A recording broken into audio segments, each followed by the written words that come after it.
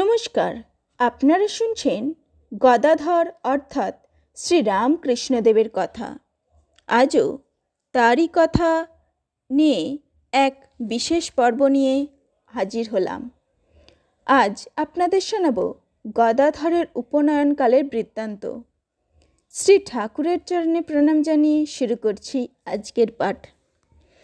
গদাধর নবম বর্ষ উত্তীর্ণ হইতে চলিয়াছে দেখিয়া শ্রীযুক্ত রামকুমার এখন তাহার উপনয়নের বন্দোবস্ত করিতে লাগিলেন। কামার কন্যা ধনী ইতঃপূর্বে এক সময়ে বালকের নিকটে প্রার্থনা করিয়াছিল সে যেন উপনয়নকালে তাহার নিকট হইতে প্রথম ভিক্ষা গ্রহণ করিয়া তাহাকে মাতৃ সম্বোধনে কৃতার্থ করে। বালকও তাহাতে তাহার অকৃত্রিম স্নেহে মুগ্ধ হইয়া তাহার অভিলাষ পূর্ণ করিতে অঙ্গীকার করিয়াছিল।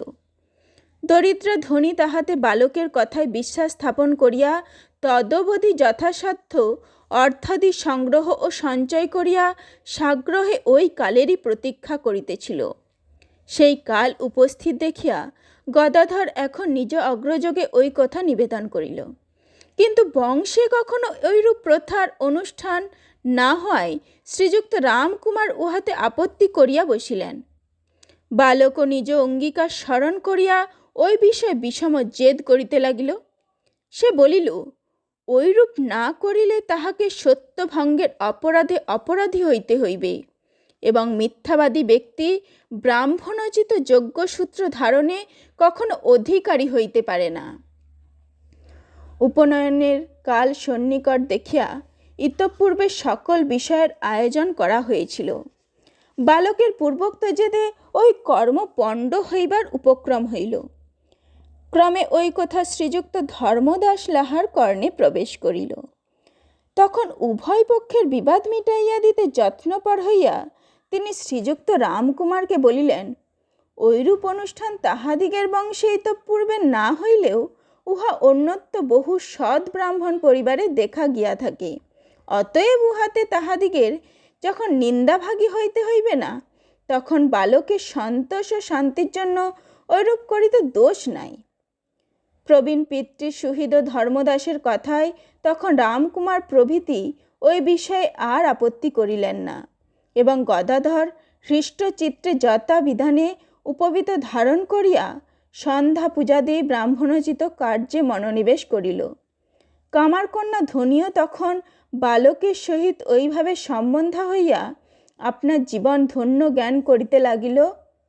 উহার স্বল্পকাল পরেই বালক দশম বর্ষে পদার্পণ করিল। উপনয়ন হইবার কিছুকাল পরে একটি ঘটনায় গদাধরের অসাধারণ দিব্য প্রতিভার পরিচয় পাইয়া পল্লীবাসী সকলে যার পর্ণায় বিস্মিত হইয়াছিল। গ্রামের জমিদার লাহাবাবুদের বাটিতে কোনো বিশেষ শ্রাদ্ধবাসরে এক মহতী পণ্ডিত সভা আহুত হইয়াছিল এবং পণ্ডিতগণ ধর্ম বিষয়ক যে কোনো জটিল প্রশ্নের সম্বন্ধে বাদানুবাদ করিয়া সুমীমাংসায় উপনীত হইতে পারিতেছিলেন না।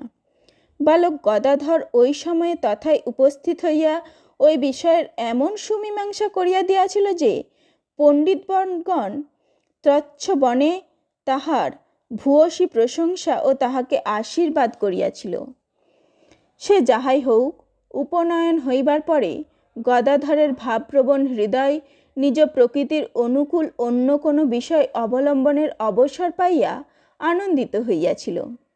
পিতাকে স্বপ্নে দেখা দিয়া জীবন্ত বিগ্রহ রঘুবীর কিরূপে কামারপুকুরের ভবনে প্রথম উপস্থিত হইয়াছিলেন, তাহার শুভাগমনের দিবস হইতে লক্ষ্মী জলার ক্ষুদ্র জমিখণ্ডে প্রচুর ধান্য উৎপাদন হইয়া কিরূপে সংসারের অভাব দূরীভূত হইয়াছিল এবং করুণাময়ী চন্দ্রাদেবী অতিথি অভ্যাগত দিগকেও নিত্য অন্নদানে সমর্থ হইয়াছিলেন, ওই সকল কথা শুনিয়া বালক পূর্ব হইতেই উক্ত গৃহদেবতাকে বিশেষ ভক্তি ও শ্রদ্ধার চোখে নিরীক্ষণ করিত।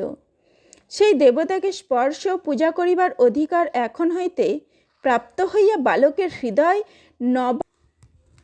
নবানুরাগে পূর্ণ হইয়াছিল।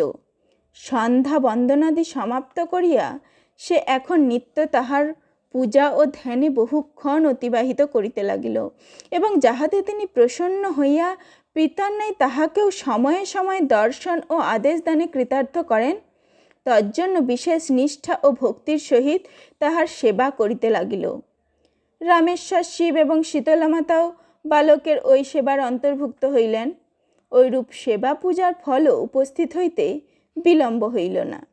বালকের পুত হৃদয় উহাতে একাগ্র হইয়া স্বল্পকালেই তাহাকে ভাব সমাধি ও সবিকল্প সমাধির অধিকারী করিল এবং ওই সমাধি সহায়ে তাহার জীবনে নানা দিব্য দর্শনও সময়ে সময়ে উপস্থিত হইতে লাগিল।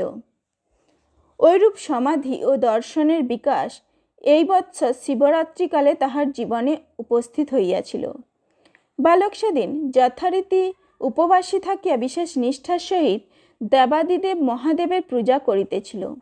তাহার বন্ধু গয়া বিষ্ণু এবং অন্য কয়েকজন বয়স্যও সেদিন ওই উপলক্ষে উপবাসী ছিল এবং প্রতিবেশী গৃহস্থ সীতানাথ পাইনদের বাড়িতে শিব মহিমাসূচক যাত্রার অভিনয় হইবে জানিয়া উহা শুনিয়া রাত্রি জাগরণ করিতে মনস্থ করিয়াছিল। প্রথম প্রহরের পূজা সমাপ্ত করিয়া গদাধর যখন তন্ময় হইয়া বসিয়াছিল, তখন সহসা তাহার বয়স্যগণ আসিয়া তাহাকে সংবাদ দিল, পাইনদের বাটিতে তাহাকে শিব সাজিয়া কয়েকটি কথা বলিতে হইবে, কারণ যাত্রার দলে যে শিব সাজিত সে পীড়িত হইয়া ওই ভূমিকা গ্রহণে অসমর্থ হইয়াছে। বালক উহাতে পূজার ব্যাঘাত হইবে বলিয়া আপত্তি করিলেও তাহারা কিছুতেই ছাড়িল না। বলিল, শিবের ভূমিকা গ্রহণ করিলে তাহাকে সর্বক্ষণ শিব চিন্তাই করিতে হইবে। উহা পূজা করা অপেক্ষা কোনো অংশে ন্যূন নহে। অধিকন্তু ঐরূপ না করিলে কত লোকের আনন্দ হানি হইবে তাহা ভাবিয়া দেখা উচিত।